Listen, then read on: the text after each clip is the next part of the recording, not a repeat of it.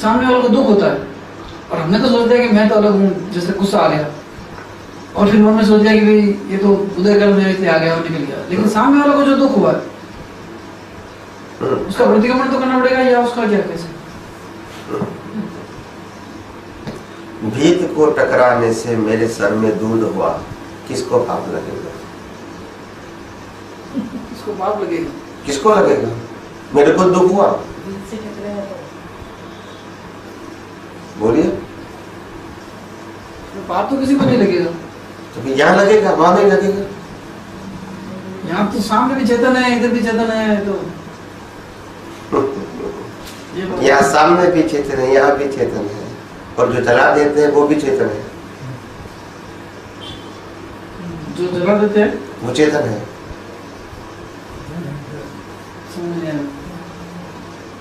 सामने भी है, यहाँ भी है, ये दोनों सामने है, यहाँ है। वो चेतन है कि जड़ है?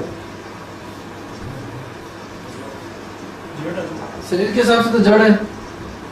तो फिर टकराते कौन है? आत्मा आत्मा टकराते। अच्छा, ये है प्रकृति से, प्रकृति जड़ है। ये दोनों तो जड़ है, ये भी जड़ है, ये भी जड़ है, और जड़ दोनों कुदरती रचना है।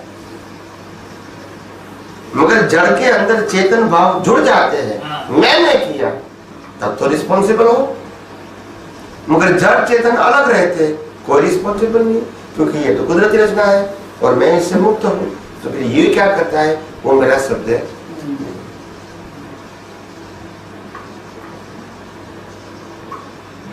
ये जड़ नहीं है। हाँ, ये भी जड़ है, सामने भी प्रकृति है, ये भी प्रकृति, वो भी प्रकृति। जो जलाया जाता है वो चेतन हो सकता है। हम मानते हैं ये चेतन है, मगर है नहीं। तो एक न एक दिन सनातन सत्य को स्वीकार करना पड़ेगा, अपनी अज्ञानता को मिटाने के लिए।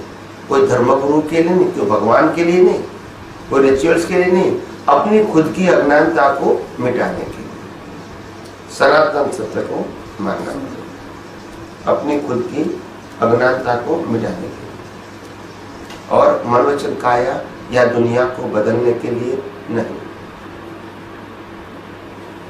बराबर है कि नहीं?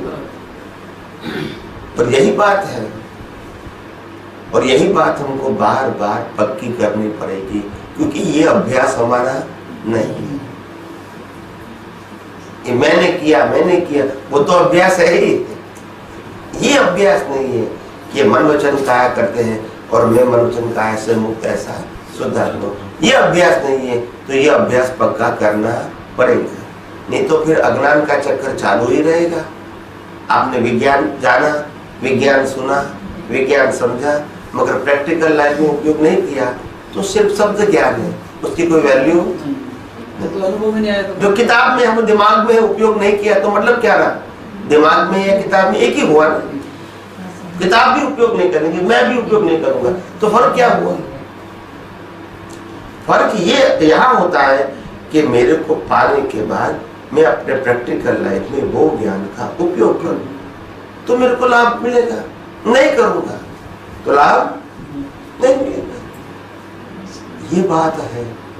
हम ज्ञान का उपयोग कर सकते हैं जीवन में, और अपनी प्रगति की ओर आगे बढ़ सकते हैं, अज्ञान मिटाने की प्रगति। मगर दुनिया के साधन, संपत्ति, संबंध और सत्ता हमारे जीवन में व्यवहार के निकाल करने के अलावा कुछ नहीं है। इसमें न ज्ञान है, न दर्शन है, न सुख है, न शांति है, न समाधान है। सिर्फ व्यवहार को निकालना है,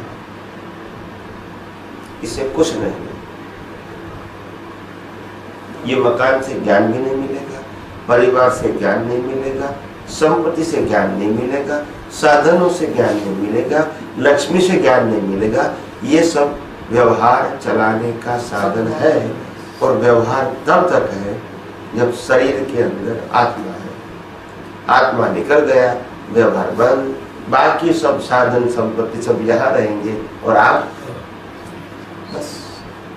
तो ये सब में ज्ञान दर्शन नहीं है, ये व्यवहार चलाने के लिए। किसके लिए है? इसमें से कुछ कैरी फॉरवर्ड नहीं होता है।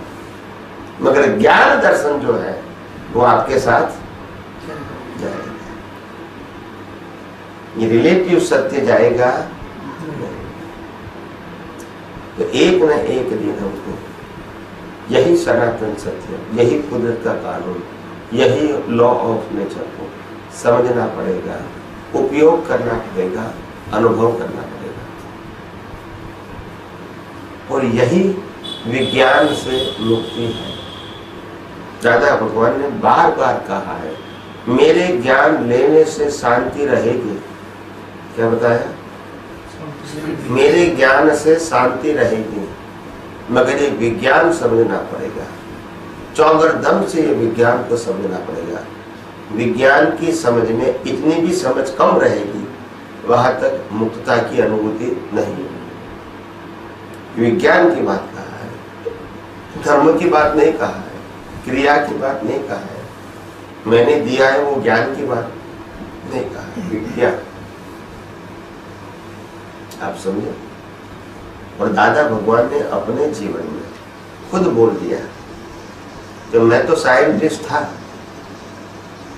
और सब कुछ साइंस में देने के लिए तैयार हूं, मगर मेरे को समझने वाले नहीं मिले। क्या नहीं मिले?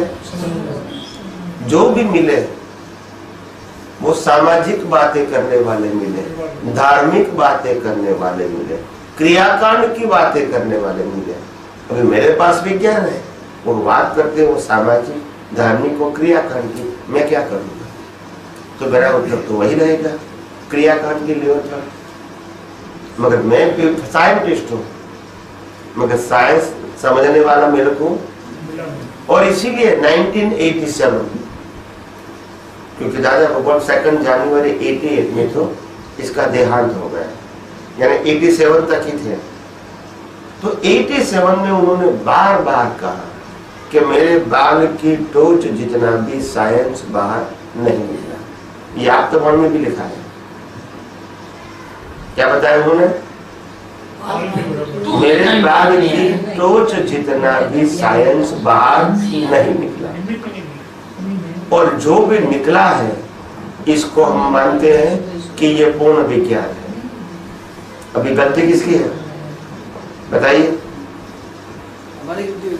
दादा भगवान गलती है, मगर उनके निमित्त से जो कुछ निकला, अगर इसको हम पूर्ण मान लेंगे तो फिर आगे का विज्ञान ढूंढेंगे नहीं ढूंढेंगे, तो बाद में प्रगति संभव है। अभी आपको समझना है, उन्होंने साफ बोल दिया है कि मेरे मुखारबिंद से बाल की टोच जितना भी साइंस नहीं निकला। उन्होंने साफ बोल दिया। अब हम इसको माने या ना माने वो हमारी मर्जी है। उन्होंने तो बोल दिया, किताबों में लिखा है, हमने तो बहुत बार उनके मुखारबिंद से सुना है। आप समझे?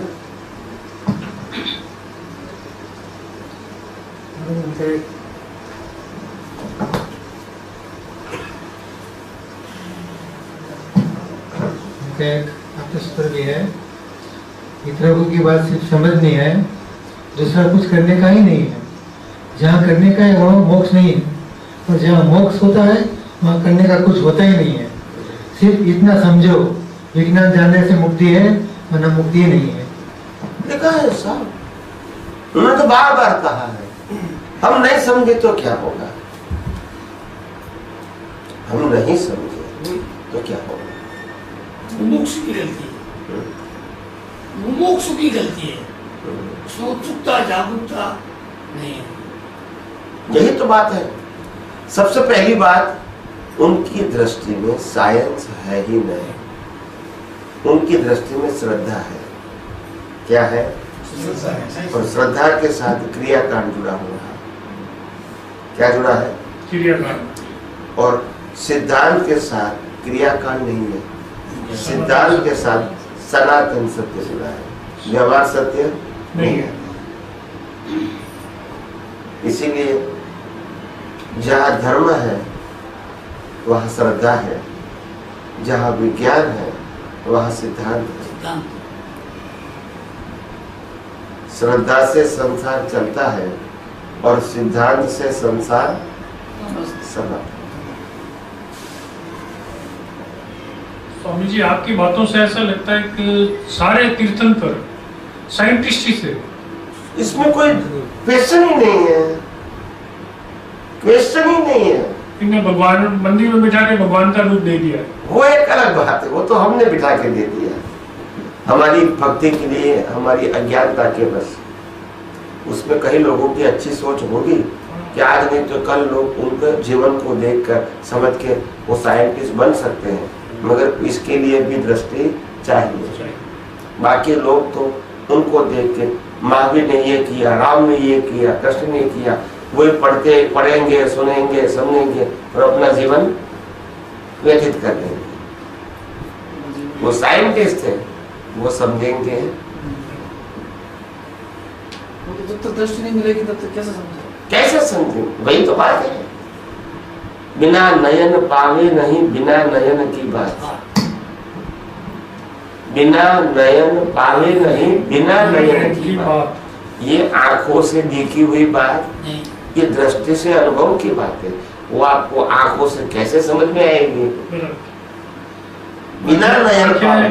आंखें भी गलत बता देती है। सब आंखें गलत ही बताती है। गलत का मतलब होता है व्यवहार से। व्यवहार से बताती है।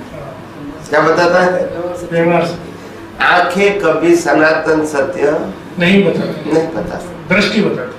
और वही तो संसार है, वही तो अज्ञानता है, और वही तो संसार में भ्रमण करने का साधन हो गया। क्योंकि आंखों से जो दिखता है वो रिलेटिव सत्य है, और रिलेटिव सत्य को सनातन सत्य मानना वो अज्ञान है, और अज्ञान से दुनिया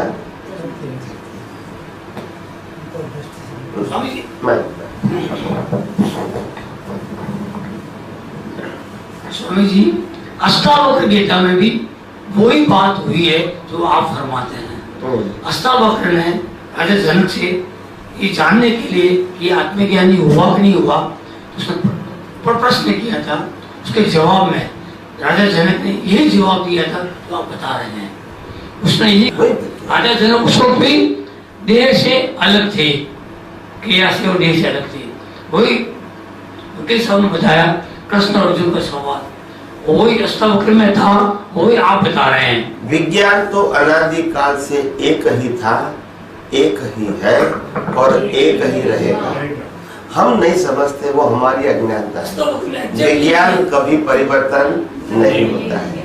श्रद्धा, धर्म, क्रियाकांड समय समय पे बदलता रहता है, मगर ये सनातन सत्य कभी परिवर्तन नहीं होता है। और सनातन सत्य जानना वही मुक्ति का मार्ग है, और व्यवहार सत्य जानना वो इस संसार में जीने का, मरने का और संसार में रहने का मार्ग है। बस विज्ञान ऐसा है जो पहली बार सुनते हैं और इंटरेस्ट होता है तो समय का ख्याल भी पूरा सबका अटेंशन यहाँ रहता है। हम शिविर करते हैं 3 दिन, 4 दिन, 5 दिन। अभी विदेश में 8 दिन की शिविर है, 7 nights and 8 days यूके में। तो करेंगे, मगर लोग 8 ही दिन आनंद में रहेंगे, लोगों को अटेंशन पूरा रहेगा, क्योंकि विज्ञान है ना, ये कहीं सुनी बात नहीं है। सही बात है, जिसको इंटरेस्ट रहता है उसको तो पता ही नहीं चलता कितना टाइम होता है। अष्टावक्र गीता में पूरा सारी और ये कितनी बार भी सुने तो भी हर बार नहीं, हर बार अच्छा लगता है। विज्ञान लाइव है लाइव और व्यवहार मैकेनिकल है। क्या है? मैकेनिकल में चेतन नहीं है, विज्ञान में सनातन सत्य है। क्या भी है? अच्छा लगता है इसमें। हाँ, इसमें चेतन, व्यवहार सत्य में चेतन नहीं है। ये पति है, ये पत्नी है, ये मकान है, ये संपत्ति है, सत्ता है, ये साधन है, चेतन नहीं है। सब जड़ है और सब संजोग के आधीन मिलता है, और संजोग खत्म होता है तो मगर मैं शाश्वत हूँ, न मैं आता हूँ न मैं जाता हूँ। आप समझे? बस तो एक दिन तो ये बात समझनी पड़ेगी ना, खुद के लिए, दूसरे के लिए। आखिर इसका तो नाश होने वाला है, वो तो सुनिश्चित है, उसमें कोई ऑप्शन है? कंपलसरी है।